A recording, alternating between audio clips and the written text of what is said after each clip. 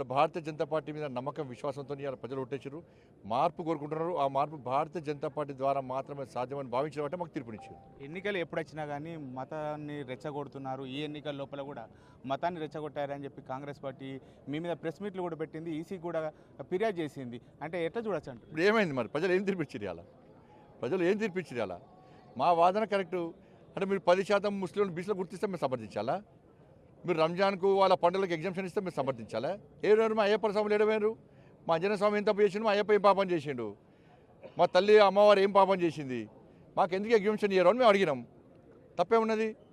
ఇవాళ 10% ముస్లింస్ కలిసి బీసీలో గుర్తిస్తే బీసీల పరిస్థితి ఏంది? బీసీల భవిష్యత్తు ఏంది? ఇవాళ 4% కాంగ్రెస్ పార్టీ బీసీలను గుర్తించి రిజర్వేషన్ కల్పిస్తే హైదరాబాద్ జిహెచ్ఎంసీ ఎన్నికల్లో హిందువుల పరిస్థితి ఏంది? బీసీల పరిస్థితి ఏంది?